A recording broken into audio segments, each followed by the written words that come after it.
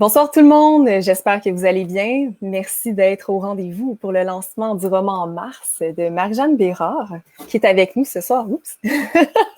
Donc, je suis Fanny Demel, je suis responsable éditoriale de la maison d'édition Tête Première et j'ai le grand bonheur ce soir de discuter de son roman avec Marjane Bérard. Allô Marjane, ça va bien? Ça va bien, Fanny, je suis contente de te revoir. Moi aussi. Quelle belle conclusion à cette belle direction éditoriale et réécriture de ce magnifique roman. Donc, mesdames et messieurs, Mars, si vous n'avez pas vu encore la magnifique couverture, d'ailleurs, on va avoir une belle question à ce sujet-là plus tard. Donc, je vous écoute le déroulement de notre petit début de soirée ensemble. Donc, c'est très simple. Je vais vous présenter Marjane Bérard. Ensuite, Marjane va vous présenter son roman. Ensuite, je lui pose une petite série de questions pour en savoir un petit peu plus et vous donner un petit avant-goût de ce projet. Et à la fin, on a une lecture d'extrait de la part de Marjane, ainsi qu'un petit discours. Et au final, vous allez avoir l'occasion de poser vos questions, adresser vos commentaires. Allez-y, à cœur joie. Donc, sans plus tarder, je vous présente ma chère Marie-Jeanne. Donc, Marie-Jeanne, tu es étudiante au doctorat à l'Université de Montréal. Et tu es aussi autrice. Tu as publié un premier roman chez le MEAC en 2016 qui s'appelle « Vous n'êtes probablement personne ». Et là, je vous recommande chaleureusement sa lecture. Si vous ne l'avez pas encore lu, je l'ai adoré. J'avais vraiment, en fait, eu un gros coup de cœur quand je l'avais lu à sa sortie en 2016. Je l'avais commenté et tout. Et là, quand Marjane m'est arrivée avec Mars, ce fut un autre grand coup de foudre. Donc, on est dans deux univers et des personnages qui sont différents, mais on a quand même une fibre, un ton, une voix que j'avais adorée dans son premier roman, qu'on retrouve aussi dans Mars. Et c'est comme ça que je te tends tranquillement le micro, Marie, si tu veux poursuivre pour sa présentation plus approfondie. Écoute, j'ai réfléchi à la façon dont je pourrais présenter Mars et c'est quand même difficile pour moi de le résumer sans révéler des surprises qu'il contient et je trouve que ça serait dommage aussi d'en parler trop. C'est un roman qui veut surprendre, alors je veux conserver le mystère à ce sujet-là. Puis aussi, j'ai pas du tout envie d'imposer une interprétation personnelle de l'histoire. Parce que si vous me faites l'honneur de le lire, vous allez voir que c'est quand même un roman qui pose, je dirais, une énigme. Donc, la façon dont j'aurais envie de le résumer, c'est que Mars raconte l'expérience très inhabituelle d'une jeune femme qui s'appelle Anaïs, qui a commis une erreur abstraite et cependant très grave. Et pour cette raison, d'emblée de jeu, dès que le roman commence, Anaïs commence à s'extraire de la temporalité, de la matérialité, jusqu'à perdre tous ses repères, jusqu'à perdre tout ce qui faisait d'elle un être humain, finalement. Alors, elle se retrouve en suspens, en marge de la réalité, et prisonnière d'un mois de mars qui semble absolument indépassable, interminable. Donc, c'est exactement dans ce moment entre une sorte de temps mort qui s'installe entre l'hiver déjà terminé et le printemps qui ne commence pas encore. C'est cette période pour elle qui se fige et Anaïs devient prisonnière d'une forme de stagnation. Elle ne parvient pas à poursuivre sa vie et ne parvient pas non plus à atteindre la mort. Alors, pour se libérer, elle doit affronter ses démons, intérioriser certaines vérités et prendre des décisions terribles. Donc, comme je le résumerais, c'est que Mars, c'est d'abord et avant tout une sorte d'énigme que j'ai écrite sur la condition humaine. Magnifique. Et j'ajouterais que c'est écrit avec une telle beauté et une beauté qui va aussi dans le baroque, qui plonge dans les côtés biscornus de l'organicité, étant donné que c'est une plongée, une confrontation avec la nature. Donc vraiment une écriture poétique, imagée, magnifique. Donc c'est les fleurs que je te lance. C'est absolument enchanteur comme lecture. Pour filer, en fait, avec ta présentation, je voudrais te poser une question à propos de la genèse de ton projet. Qu'est-ce que ce roman, comment ce roman-là a émergé chez toi et qu'est-ce qu'il représente pour toi? Donc, c'est comme une question en 2 volets. C'est une genèse absolument laborieuse et longue. C'est un roman que j'ai porté en moi, sans exagérer, une quinzaine d'années. J'en ai fait de très nombreuses réécritures, mais 5 réécritures majeures, au bout desquelles je formais complètement un nouvel objet, un nouveau roman. Mais parfois, Mars a aussi été des poèmes durant mon adolescence. Donc, je lui ai donné plusieurs formes. Et je dirais que la réécriture la plus décisive pour te relancer les fleurs à mon tour a été celle que j'ai eu la chance de faire avec toi, qui m'a vraiment permis de venir à bout d'une idée qui était difficile à maîtriser pour moi-même et qui m'a fait réaliser aussi combien c'est précieux d'avoir un bon éditeur, une bonne éditrice. En tant qu'écrivain, c'est un ingrédient primordial qu'on ignore jusqu'à ce qu'on le découvre. Je suis d'autant plus reconnaissante de cette aide que tu m'as donnée parce que pour moi, écrire Mars était une nécessité. Justement, le fait que je le recommençais sans cesse, je le réécrivais, je rebâtissais complètement cette histoire à répétition depuis mon adolescence, me donne l'impression que j'étais un peu hantée par ces personnages, par une intrigue très complexe. Bon, je peux simplement dire que ça a commencé dans des rêves que j'ai faits quand j'avais 14 ans, dans lequel je voyais un personnage que j'ai décidé d'appeler Mars, qui était à moitié lion, à moitié humain, très terrifiant. Et ce personnage devait me tuer pour mon bien. Et dans chacun des rêves que je faisais, et je parle de centaines de rêves, j'acceptais ma mise à mort avec sérénité. Je me réveillais absolument heureuse que ça soit passé. Jusqu'à maintenant, c'est inquiétant et moi, ça m'interrogeait énormément. Qu'est-ce que signifiaient ces rêves?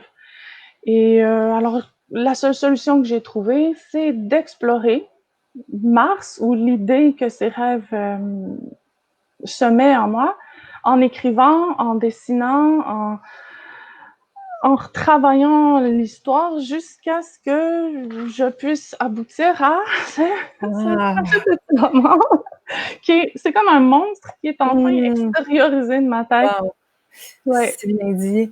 Tu parlais d'énigmes tout à l'heure. Dans le fond, Mars s'est présenté sous la forme d'une énigme carrément à travers des rêves. C'est fascinant. Harcelant, oui. Wow, c'est vraiment fascinant parce que le personnage de Mars agit ainsi dans le roman envers Anaïs. Donc, c'est magnifique le parallèle qu'il y a eu entre le processus créateur et ce qui se déroule au final dans le roman. Ben, j'enchaînerai avec une prochaine question qui tisse absolument justement le rêve, puisque c'est une question à propos des mythes. Donc, j'ai dit d'entrée de jeu que tu étais doctorante à l'UDM. Tu t'intéresses particulièrement aux mythes dans ta recherche doctorale. Je me demandais s'il y avait des sources mythiques qui t'ont inspiré, qui t'ont repris à travers ton roman, et pourquoi les avoir choisies, ces sources-là en particulier.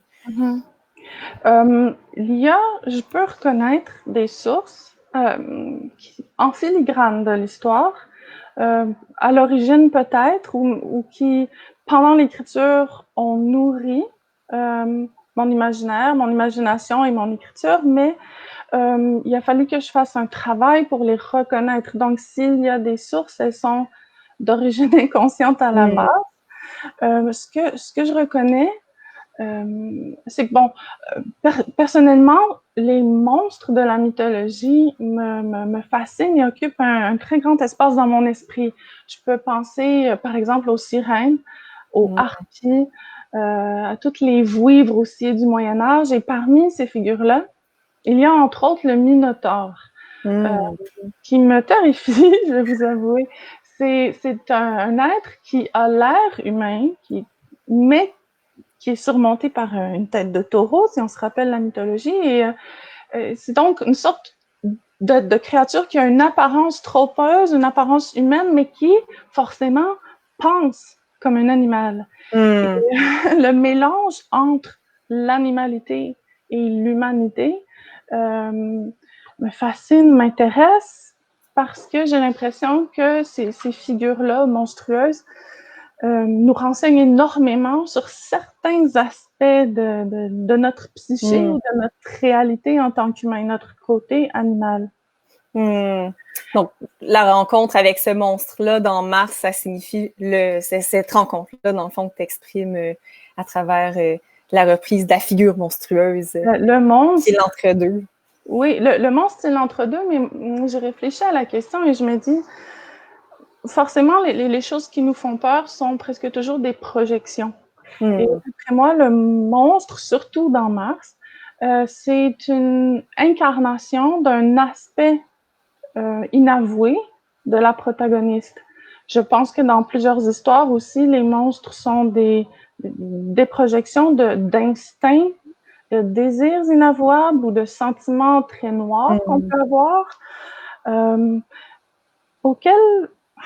on ne sait pas comment se débarrasser et auxquels, d'une certaine manière, on est aussi viscéralement attaché, parce que le monstre suscite souvent une réaction ambivalente entre la terreur, le désir de fuir et une sorte de fascination qui nous cloue sur place.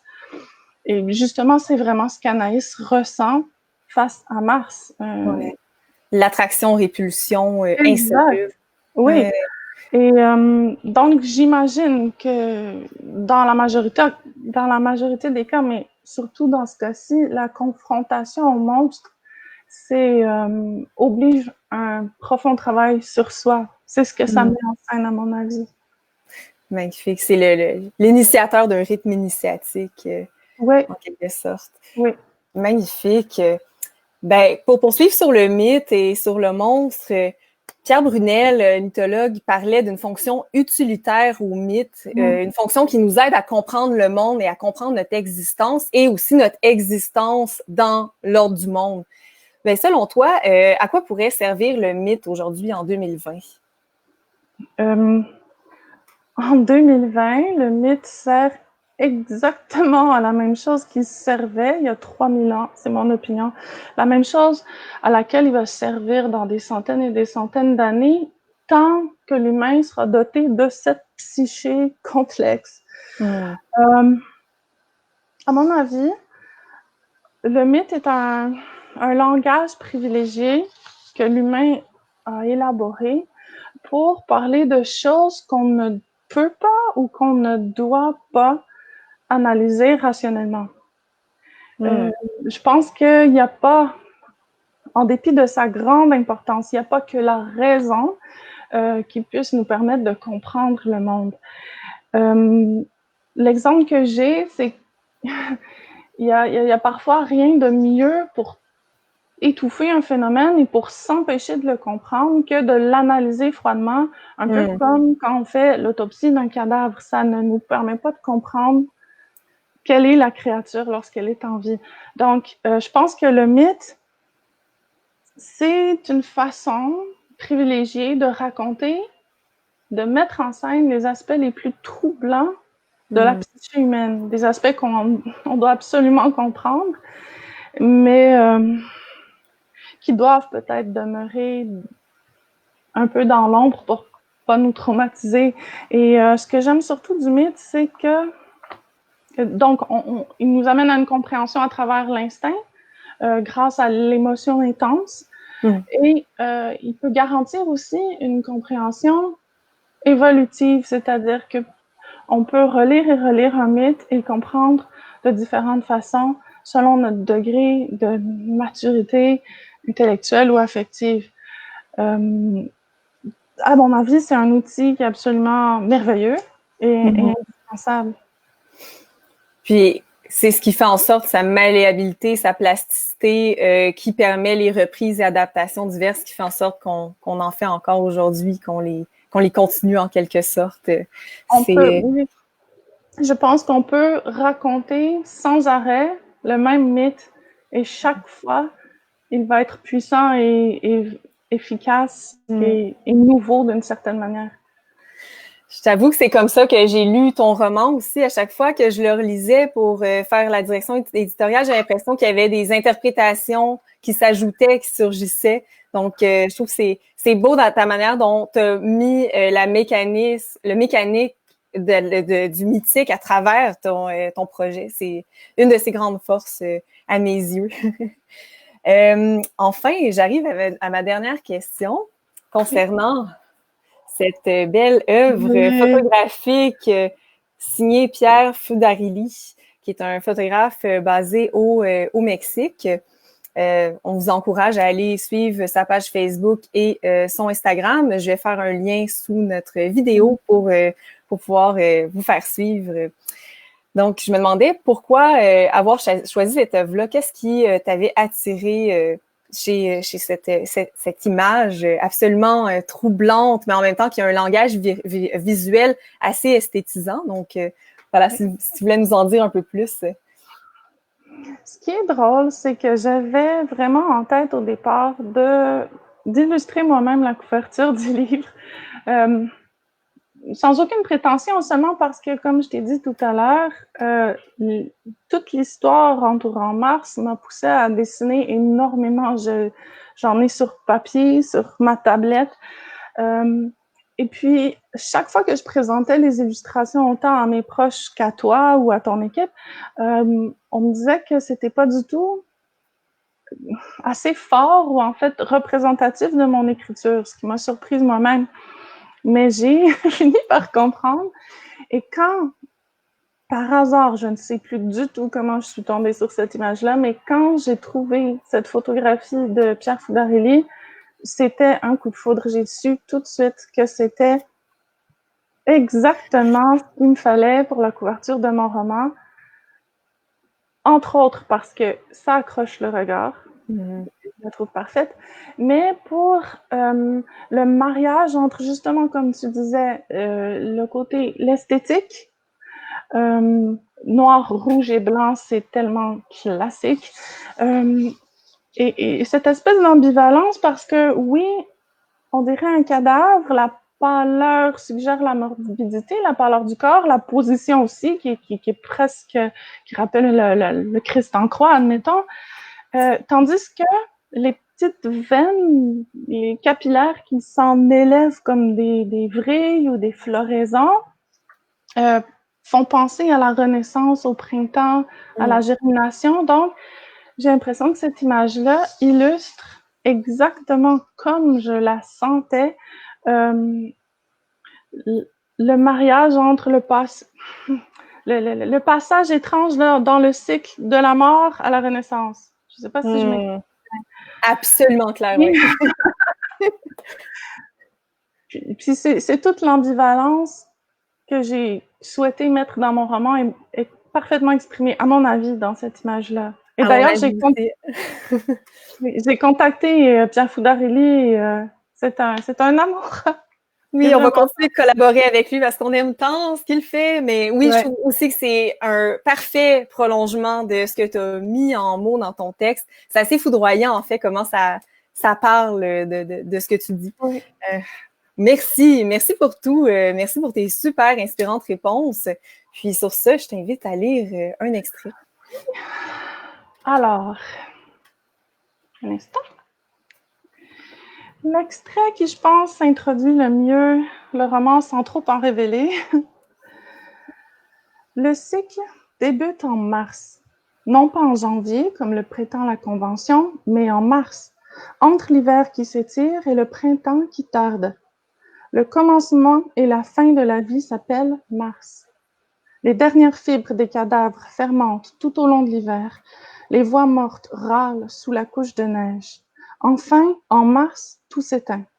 Durant une période sacrée et, par définition, terrible, le silence règne. Puis, la nature entonne sa petite chanson lancinante. Tout au ras de la terre, elle fredonne d'un timbre doux des paroles très dures. Aucune mort, vous le savez bien, aucune mort n'est assez longue. Toute bonne mort a une fin. Debout, l'heure sonne. Comme dans une incantation, elle réveille les bulbes, les racines gelées, les graines qui dormaient, et les force à se fendre, à s'éventrer en germes, en pousses, en bourgeons, et à partir de si peu, à se transmuer, à foisonner, à fructifier. La graine s'électrifie un moment, puis retourne au froid. De nouveau, l'énergie du vivant la traverse comme un fouet, puis la délaisse et la fait se languir. La réanimation est intermittente, se joue dans la durée. Les semences le savent, on ne naît jamais paisiblement, on renaît toujours dans la torture. Le tendre sort de la boue, sale dans la lumière crue. Le vivant expose sa nature obscène, se manifeste sous son aspect strictement organique. Le désir de croître et de se reproduire en dépit des conditions hostiles tient de l'obstination forcenée, de la démence. Grouillement, palpitations, crues, dilatation, éclosion, sécrétion de suc. Mars est si grossièrement vivant qu'il vous donne envie de mourir tout en l'interdisant. Merci, je me permets de t'applaudir. Vous pouvez faire ça à la maison aussi. Wow! Mais j'ai toujours le souffle coupé à cet extrait-là, comme au reste du texte aussi, des frissons, vraiment. C'est un texte qui m'a hanté, qui va continuer de me hanter, puis que j'espère va hanter tous et On en fait plusieurs. Mais merci pour cette superbe lecture, vraiment. On en arrive aux questions et commentaires. Donc, je vais faire un petit tour sur notre page. D'ailleurs, je tiens à m'excuser, j'ai comme ouvert la page sur mon téléphone pendant que tu lisais pour voir s'il y avait des commentaires. Fait que c'est pour ça qu'il y a comme eu un bruit de fond à un certain moment. Je m'en excuse. On n'a pas de questions pour l'instant. Je tiens à dire, par contre, que Marie-Jeanne est prête à répondre à vos questions et commentaires à cœur joie suite au live. Donc, gênez-vous pas pour lui adresser vos mots. Sinon, est-ce que tu voulais...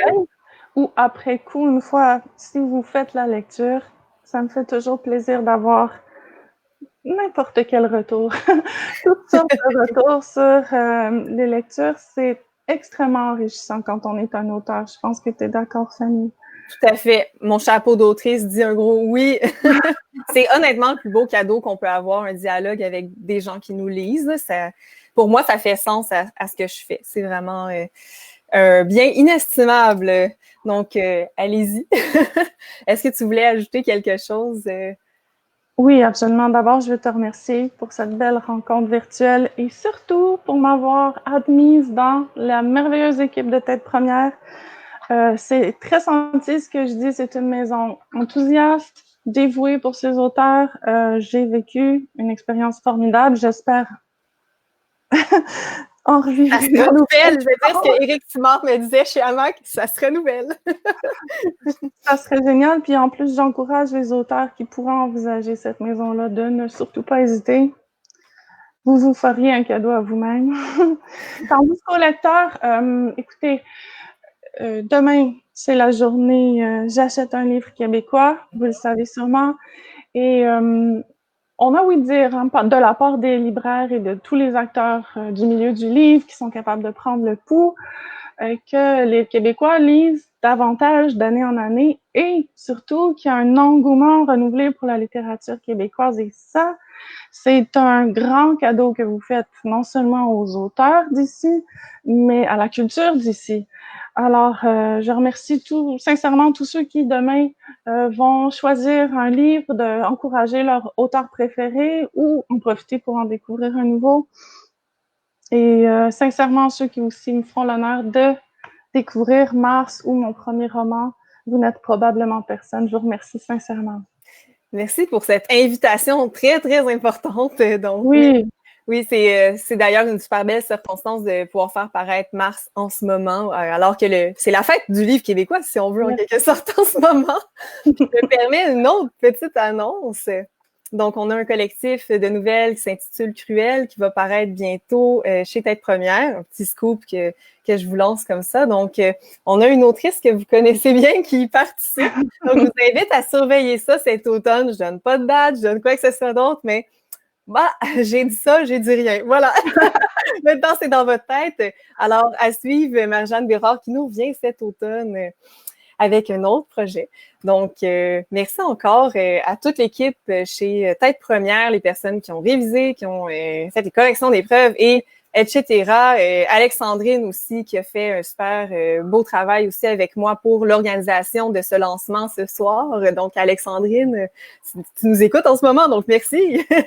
Merci à toi aussi infiniment, Marie-Jeanne, pour ta confiance. C'était vraiment inestimable pour moi de travailler avec toi sur cette œuvre juste splendide.